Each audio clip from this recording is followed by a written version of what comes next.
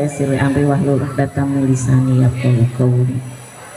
Ibu, bapak, dan anakku sekalian penggerak literasi, segala puji bagi Allah yang hari ini memberikan hujan, menurunkan hujan dari pagi. Kita bersyukur, mudah-mudahan hujan berkah. Semuanya juga dalam keadaan sehat ya. Ya, terima kasih ya anak-anakku tadi. Terima kasih ini ibu dari PLP yang sudah menyusun acara. Jadi Ibu sebagai kepala sekolah, kita sudah mengadakan 2 kali kegiatan literasi ya. Kemarin hari apa anak-anakku? Literasi kita kumpul? Hari Kamis ya. Hari Kamis sosialisasi dan pendataan. Sekarang alhamdulillah sudah nambah atau tidak ini? Mudah-mudahan namanya Narajati Pilar Sidarta. Kebetulan dia baru kelas 1 SMA ya. Usianya juga baru 15 tahun. Usianya baru 15 tahun, nggak jauh-jauh beda lah dengan kalian ya. Cuma kebetulan ponakan ibu ini sudah bisa membuat buku ya, sudah bisa dibaca oleh Pak Publik, sudah dikirim ya.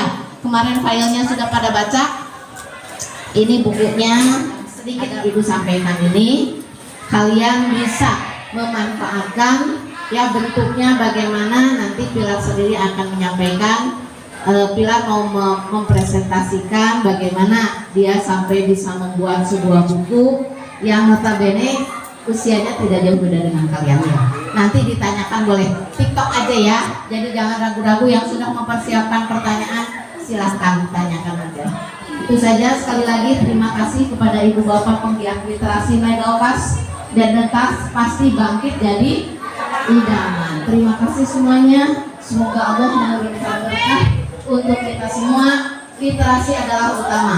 ANBK hari ini adalah hari kedua ANBK. Teman-teman kalian sekarang sedang mengikuti ANBK. ANBK adalah nilai raport Megawas yang di dalamnya literasi diutamakan. Sekali lagi terima kasih. Mohon maaf bila ditaufiq wal hidayah. Wassalamualaikum warahmatullahi wabarakatuh. Tentunya adik-adik mungkin kita akan memasuki materi. Namun sebelumnya adik-adik diminta kefokusannya ya. Kita harus fokus mendengarkan materi yang akan disampaikan oleh Kakak Pilar ya. Seperti itu, disiapkan catatannya karena nanti mungkin akan ada pertanyaan yang ingin adik-adik tanyakan ya. Jangan ragu-ragu untuk bertanya ya. Jika ada sesuatu yang ingin ditanyakan, tanyakan. Jangan. Saya berumur 15 tahun, setara SMA kelas 1 dan bersekolah dan tinggal di Bogor. Saya sendiri homeschooling, jadi nggak ikut sekolah apapun, cuman ya intinya dapat kesetaraan nilai juga, tapi bukan dari sekolah. Nah, dari 15 tahun ini saya sudah sendiri cukup membuat banyak esai dan cerpen-cerpen yang ya asal-asal aja, nggak cuma seneng-seneng nulis aja. Dan ya karya terbesar dari saya sendiri dari 15 tahun ini mungkin dari buku saya sendiri yang dikeluarkan untuk proyek sekolah kelas SMP kelas 9 terakhir. Dan lomba-lomba juga saya sendiri baru ikut sedikit, baru ikut satu lomba esai bahasa Indonesia dan menang juara 3. Mungkin perkenalan cukup di situ saja, dan ini masih untuk Apa katanya? kan awalnya judulnya itu ya ceritaku ini ya, sebuah kayak refleksi tentang diri. Nah habis itu ada pergantian cover dan menjadi intermisi. Awalnya alasan juga sebagai refleksi diri juga, sebuah intermisi dalam kehidupan karena pas masa remaja juga kan mood tidak stabil, atau sedang tidak stabil, Nah ceritamu ini ya, udah ya. intermisi itu sendiri dari aku ambil dari bahasa Inggris. Lanjut masuk ke materi aja. Kalau mungkin punya banyak, ada lemari isi mungkin ada ratusan buku koleksi bekas beli di Gramedia, dari novel, karya-karya sastra, non fiksi pun ada, buku sejarah, dan ya karena aku mau menulis cerita kecil, mungkin sehat, dan bahan itu sebenarnya juga bisa termasuk sebagai literasi dengan tanda kutip karena itu sebuah subjek yang sangat besar. Jadi ya menurut saya itu ya buat aku sendiri yang saya sudah bilang tadi itu cara untuk kabur dari dunia. Ini lanjut aja yang itu. Bulan-bulan ada, bahkan setahun mungkin ada. Dan ini menurut saya itu yang paling susah. Kata pertama, mungkin sering dengar dari luar itu mencari ide itu susah, harus baca banyak buku, harus baca banyak materi, harus banyak asupan. Itu sebenarnya nggak terlalu, baca nggak baca aja semua orang bisa dapat ide. Mungkin idenya yang agak sepele, sedikit klise, dengan kata lain sering diulang-ulang terus, atau mungkin ya idenya yang dikira orang jelek ternyata bagus. Tapi kata pertama itu yang susah, karena ini itu perlu apa ya namanya, dorongan secara mental dari diri sendiri. Karena kita tahu kita mau ngomongin apa, kita tahu pasti paragraf selanjutnya akan apa, kita tahu judulnya apa, tapi kita nggak tahu cara memulai itu kayak gimana. Dan ini juga masalah bukan dari dunia penulisan, juga masalah dari sinematografi atau pembuatan film. Cara membuka film itu sebuah skill, keterampilan yang sangat susah, dan memang perlu pengalaman. Tapi kata pertama juga tidak perlu buku, tidak perlu harus baca materi, kita tinggal bisa sambil ngobrol, sambil ya dari hidup aja, kita juga dari omongan orang, dari obrolan orang, kita otaknya bisa dapat diasah dan dapat membuat kalimat-kalimat pertama yang fiksi. Bisa apapun, Harry Potter, mungkin ada yang suka dari mitologi, atau ya famous ini laut persita dan sebagainya. Itu sebuah sandaran bagus untuk kita membuat kata pertama. Dan kata pertama ini, dan untuk mudah aja aku ambil dalam masih dari karakter apapun itu kata seringnya muncul dalam paragraf pertama. Dan untuk pembangunan dunia lain, konstruksi opini atau argumen itu seringnya berada di halaman-halaman berikutnya atau di paragraf-paragraf berikutnya. Dan karena kata pertama itu seringnya ya ocehan-ocehan yang tidak terstruktur itu, makanya kata pertama ini tuh fase yang lumayan susah dalam penulisan, karena ya saya sudah bilang tadi perlu dorongan mental dengan kata lain. Yang kedua adalah Blitzkrieg. Aku ambil kata ini dari sebuah metode perang Jerman asal Perang Dunia II yang berarti atau menyatakan bahwa sebuah metode perang menggunakan support atau bantuan dari infanteri, udara, tank, dan bahan-bahan perang lainnya untuk mengeksploitasi kelemahan secara cepat dengan kilat. Dari bahasa Jerman, Blitz berarti kecil atau kilat, dan Krieg berarti perang. Dan ini adalah fase penulisan di mana otak kita sudah mulai ada ide, udah ketanam, terus kita mulai begadang untuk menulis 2-3 halaman atau bisa lebih.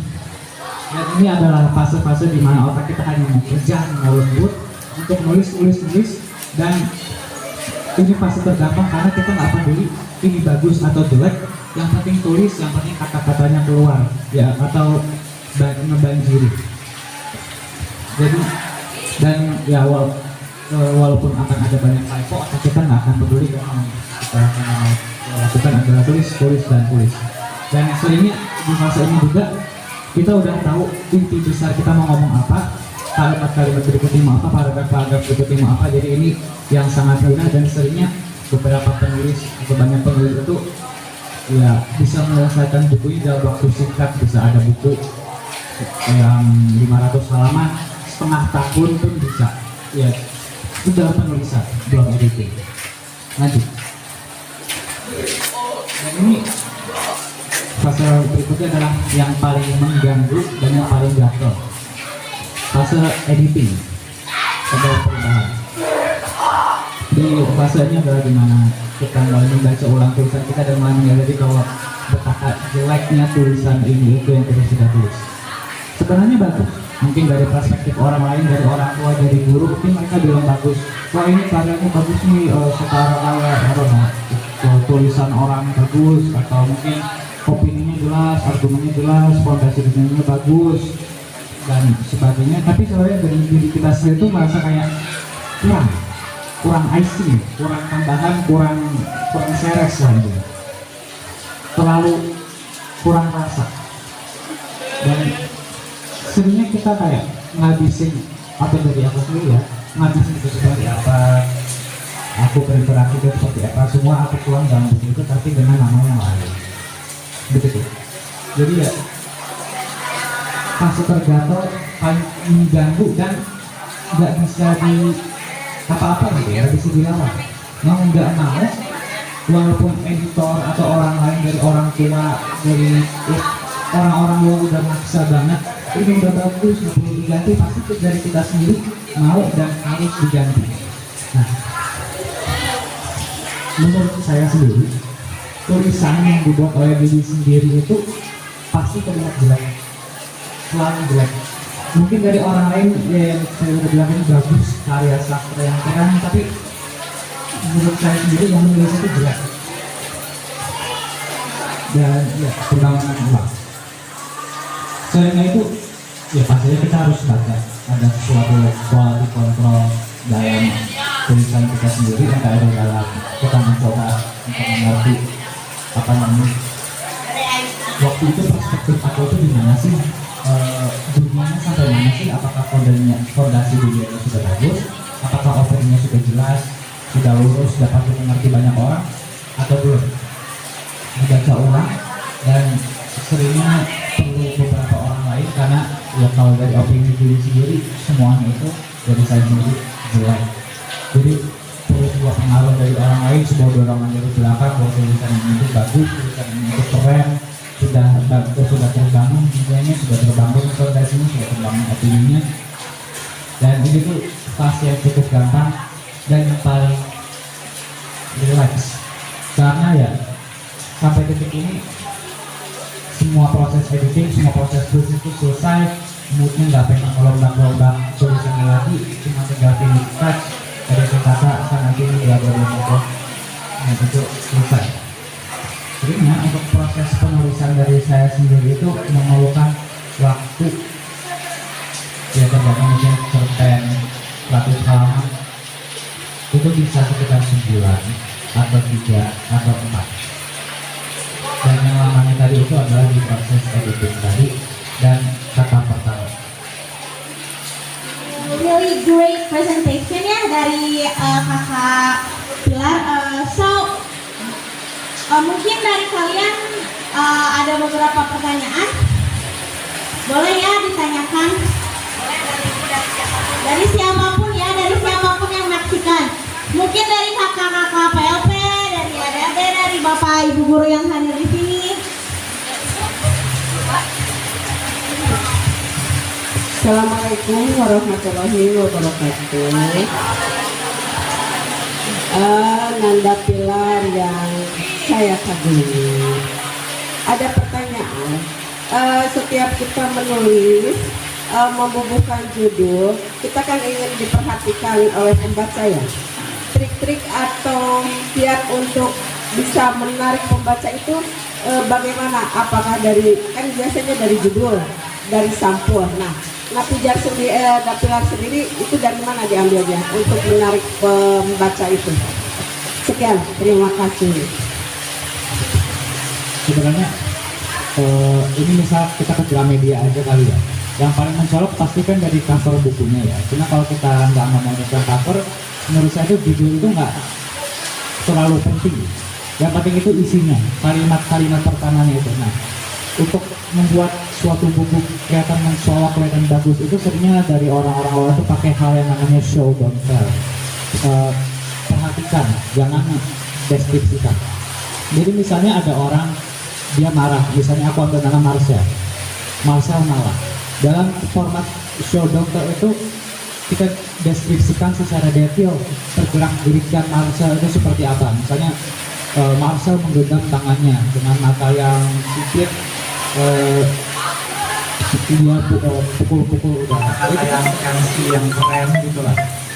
Jadi nggak perlu langsung babak pertama ada emosi, ada kejadian besar, atau kita main-main aja, kita tampil gitu, Terus kalau kita mau kita tinggal tuang yang tergantung ceritanya apa gitu lagi atau apa tuang esensi yang bagus itu aja.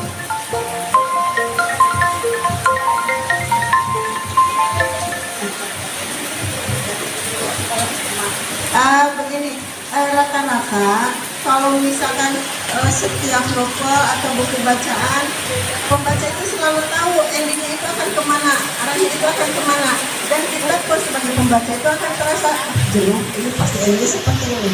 Karena dan memang kenyataannya kalau setelah dibaca dari awal, dari tengah sampai ujung itu panjang seperti itu endingnya garing. Nah, untuk agar tidak boring seperti itu disiasatinya bagaimana agar pembaca berteka-teki dulu berpikir dengan bacaan tersebut. Nah, itu bagaimana Kiati? Nah gini ya, kalau pembaca novel yang sudah sering itu yang emang suka banget buku itu pasti sudah tahu bentuk-bentuk novel itu akan kayak gimana, bentuk ceritanya itu akan kayak gimana, arahnya akan kayak gimana, akhirnya akan kayak gimana. Mereka sudah tahu, udah paham dari ini genre apa, mereka udah tahu oh ini akan kayak gini, oh ini akan kayak gitu. Dan jadi kita dari bagian itu kita nggak bisa ngapa-ngapain. Yang kita bisa lakukan itu adalah yang tadi kita ngebangun dunianya di mana si pembaca merasa nyaman di dunia itu, walaupun sebenarnya itu klise tadi. Dan karena udah bangun dan merasa nyaman, walaupun mereka tahu acaranya akan kayak gitu, ya mereka akan merasa sedih kayak film. Dan jadi kita ubah aja film itu jadi kata-kata. Walaupun misalnya di film itu cuma ada orang jalan, nggak ada subtitle, nggak ada teks, tapi kita tulis, kita deskripsikan agar si penulisnya merasa nyaman ya. Menonton kayak gitu aja sih sebenarnya. Jadi ya, tidak. Sudah mengetahui ya kayak, oh ini mah pasti akhirnya akan seperti ini. Namun yang perlu dilihat itu adalah minat baca kita dan emosi yang kita dapatkan dari tulisan tersebut gitu mas. Jadi meskipun kita sudah tahu endingnya itu bakalan kayak apa nih, ini endingnya ternyata bakalan sedih, tapi kita dapat emosinya, jadi kita nggak akan sebagai pembaca itu tidak akan kecewa seperti itu mungkin ya kayak.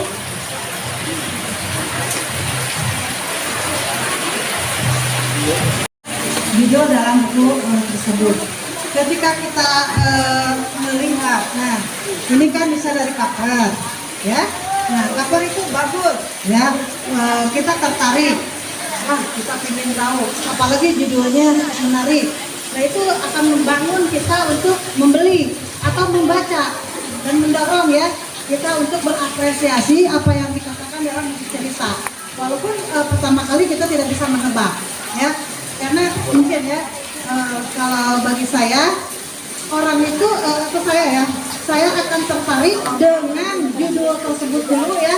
Ketika judul tersebut muncul, oh ini judulnya bagus, nah baru ke cover itu ya kan. Nah itu mungkin itu ya tambahannya yang ditanyakan Bu Pri ya. Jadi tadi bagaimana dengan apa, dengan ini kan tadi dengan awal-awal cerita begini-begini, terus kita bisa melihat happy endingnya seperti apa, itu sudah bagus ya. Nah kemudian mohon maaf yang saya tanyakan, berapa halaman ya ketika kita membuat cerpen ya atau novel, banyak halamannya ya yang bisa dilihat. Ini kan sedikit loh, kok sedikit juga udah bisa cerpen, ini udah bisa membuat bagus ya. Ini juga sebagai modal kepada kita semua untuk mengawali betapa indahnya menulis walaupun hanya sedikit. Kadang-kadang kan kalau kita imajinasinya apa itu harus tebal, cerpen itu harus segini. Makanya berapa halaman untuk cerpen, berapa halaman untuk novel, itu saja. Mohon maaf ya. Sebenarnya aku dari saya sendiri nggak terlalu peduli tentang apa batas halamannya berapa, tapi di novel itu ada hal yang namanya ya novel tadi dan novelet dan cerpen. Novel ya seringnya ada berapa ratus halaman, bisa 200 ada, dan novelet itu seringnya sebuah cerpen yang agak lebih panjang tapi nggak bisa masuk novel. 100 halaman, 90-an, 150-an ada. Sementara cerpen ya cerita pendek yang seringnya konkret, pendek, langsung on to the point, 50-an, 80-an halaman ada. Cerpen. Baru homeschooling yang sekarang, tapi SD-nya di mana, SMP-nya di mana nggak tahu ya. Silakan lagi Sri. Anyway, okay. Gonna be flex. Anyways.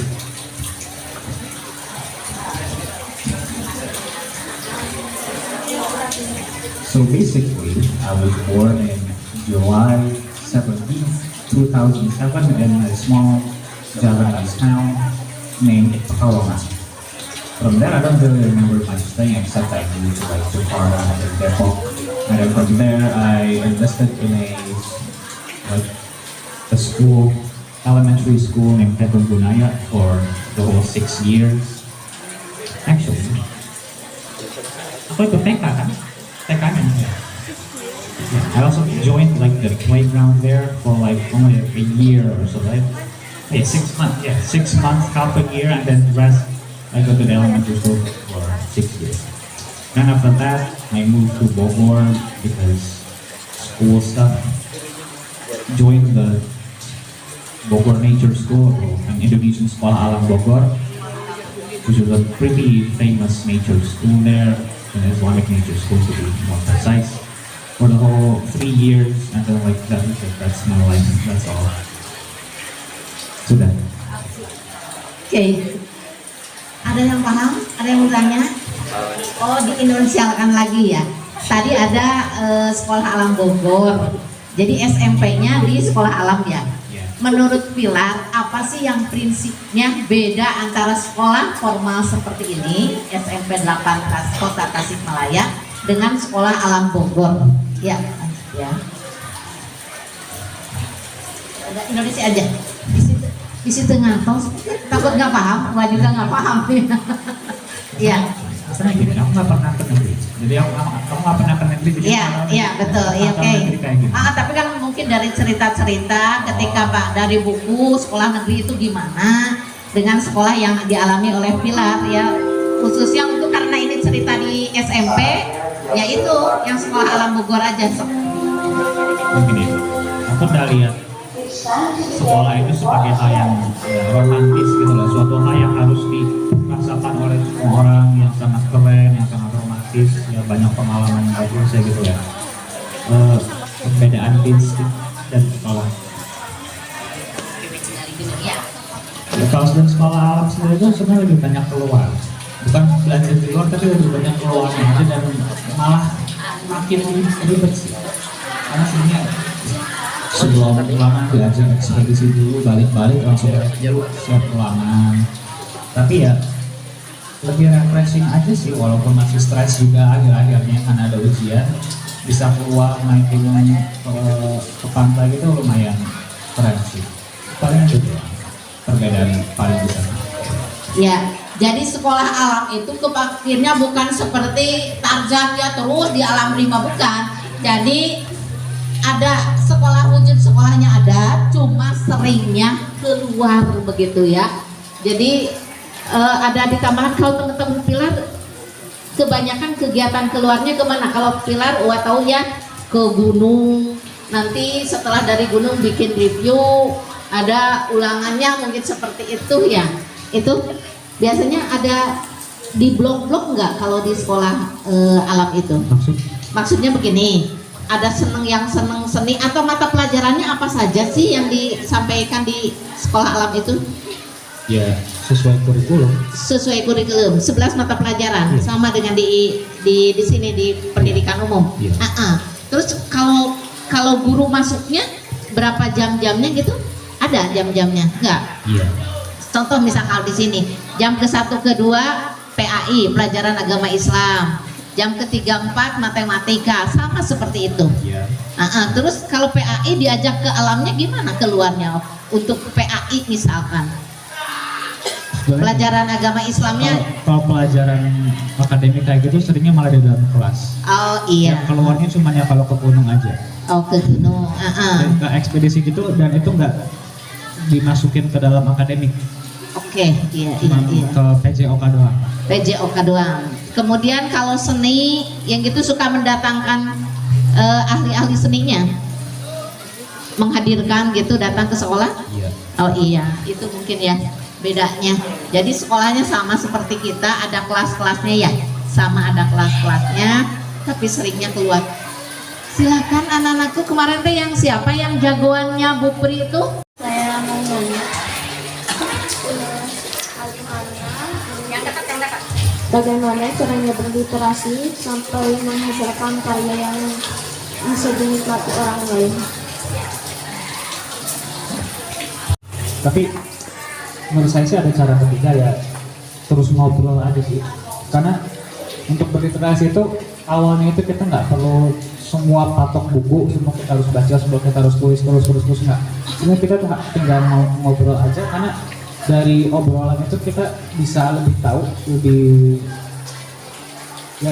dalam lagi pengetahuan kita dalam pembangunan dunia dan argumen. Karena ada, tapi itu harus ya baca berapa banyak buku itu, terus juga menulis juga harus banyak banget biar kita sendiri bisa kayak pasif.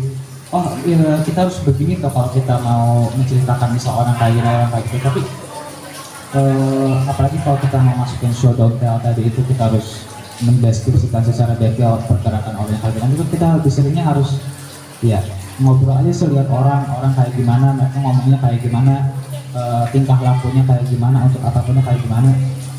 Dan untuk berliterasi juga ya kita harus dengan suatu cara dalam meratakan ketiga sistem itu, membaca, menulis, dan berbicara. Harapannya sih nggak ada patokan waktu ya, karena kalau udah kehilangan mood itu bangkit laginya itu susah. Kayak nggak ada cara gitu loh. Maksudnya kayak misal kita udah nulis sudah 50%, tinggal penutupan terakhir, tapi kita tiba-tiba kayak males gitu, males ngetik atau males nulis atau males mikir. Jadi tiba-tiba kita kayak nggak tahu mau kemana, nggak tahu harus ngapain, berhenti aja. Jadi itu cukup susah buat nyalain lagi lah akhirnya. Seringnya sih mungkin baca buku untuk kayak melihat, oh ini ternyata keren, oh ini ternyata bagus, atau mungkin kita cuma lagi duduk tiba-tiba dapat kesambar ide, tiba-tiba nulis lagi. Tapi dari saya sendiri tuh seringnya cuma nonton YouTube atau apa gitu, ada orang jelasin mungkin tutorial, mungkin mereka sedang melakukan sebuah video esai tentang seorang filosofer atau seseorang atau politikus apa gitulah. Terus tiba-tiba dapat ide, wow, pengen nulis nih, walaupun bukan tertuju kepada tulisan tadi itu, tapi ya pengen nulis aja. Jadi terkadang ya 50-50 banget sih, tiba-tiba pengen nulis yang tulisan awal atau bikin tulisan yang baru. Tapi intinya untuk menjawab pertanyaan itu nggak ada cara yang universal buat semua orang bisa diaplikasikan, digunakan untuk menghilangkan atau menyalakan lagi moodnya, itu nggak ada. Jadi ingin membangun kembali itu kadang-kadang susah. Tadinya kita mau nulis cerpen, novel. Ternyata ini mentoknya ke cerpen. Wah, katanya cerpen itu novel itu harus segini. Mentok ya, jadinya udah aja sampai di situ dulu, jadi ke cerpen. Nah, gimana membangunnya supaya kita bisa masuk lagi ke cerita tersebut? Jadi Tidak ada tang malas perlu dari setiap orang. Mereka itu harus setiap orang itu harus nemu, mau nggak mau harus mencari sendiri cara keluarnya itu gimana. Karena setiap orang itu berbeda, nggak ada yang sama, tapi segelintir doang. Dan ya, cara itu gimana? Ya nonton YouTube itu sih, baca ocehan-ocehan orang, tiba-tiba pengen bercerita nih, tapi aku jelek public speakingnya, ya udah aku tulis, tiba-tiba bikin tulisan baru, terus teringat bahwa ada tulisan lama, ya udah begitu aja.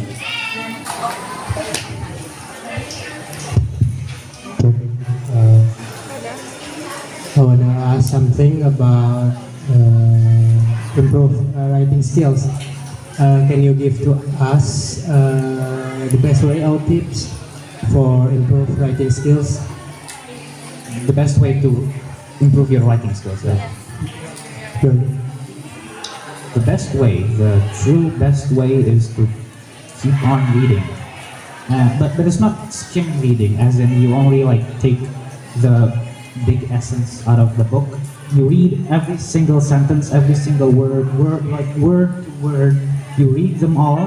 You have to swallow them, eat them, and then somehow you are going to understand it sooner or later. But the point is, you need to keep reading the book like word by word. Not like, don't skip a single word, keep reading all of them and understand what the sentence is trying to say, the hidden meaning behind it, if there is any, the character's movement, how the writer describes the character, how the writer like moves the character, and how the story flows. That's the main thing. Keep on reading, but don't skim it. Read it like word by word. You can also improve it by writing, but I don't think it's like a very good option, since you have to like spend like days trying to improve it and months, and it's a much slower process other than reading. So yeah, reading is the best way to go.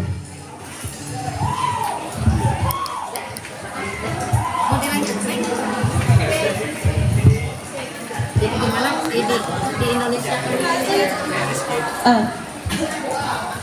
Oke, so tadi tuh Bapak Azka ya menanyakan how to improve writing skill atau bagaimana cara meningkatkan kemampuan kita dalam menulis. Dan jawaban dari Kakak Pilar tadi itu adalah to improve our reading. Jadi sebelum kita menulis itu ada baiknya kita banyak membaca dulu. Membaca yang kita baca itu diserapi dari kalimat per kalimat, kata per kata. Kita serapi sampai kita itu tahu makna, karena satu kata itu bisa memiliki beberapa makna ya, bisa kita gunakan dalam berbagai kalimat, dalam berbagai maksud kalau dalam tulisan itu ya, seperti itu. Jadi hal pertama yang harus kita lakukan, we have to improve our reading skill ya. Jadi kita harus banyak baca dulu, literasi dulu, pahami apa yang kita baca.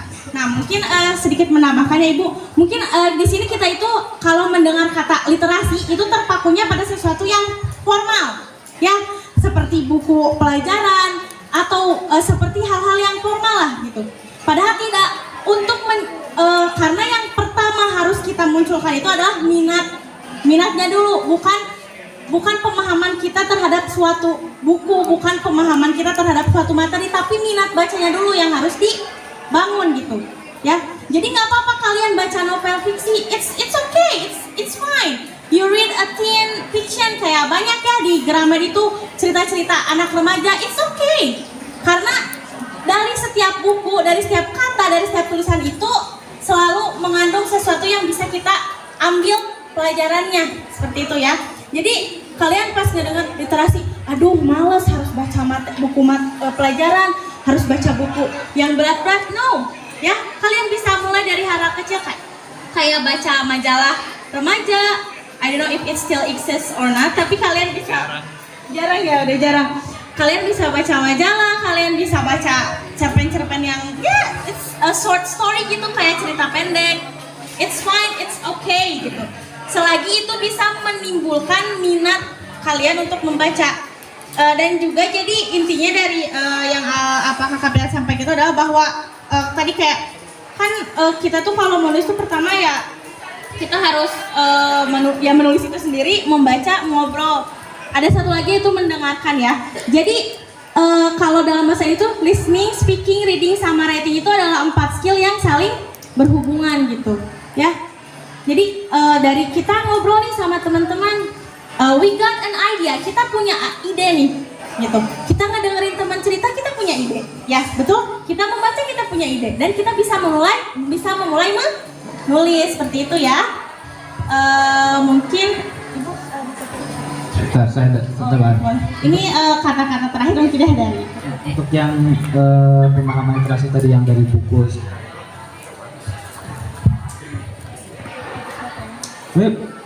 Paling efektif itu dari komik, atau mungkin para wibu di sini mana yang suka mengkoleksi atau suka membaca secara online, itu dari komik. Dan baca terus, dan kalau sampai kalian bisa mengubah gerak-gerik atau dari gambar si karakter itu menjadi kata-kata itu, kayaknya bisa dibilang udah cukup skillnya untuk mulai menulis atau mungkin mencoba untuk menulis. Okay,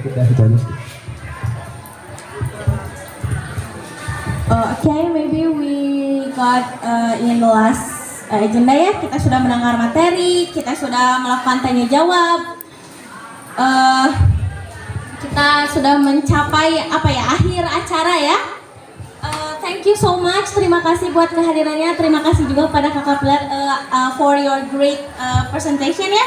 Sangat-sangat memotivasi kita ya untuk mencoba memulai menulis ya. Jadi ini buat adik-adik yang jadi minat nih note atau nulis di buku sekedar cerita pendek, gak apa-apa ya, itu sangat bagus untuk memulai.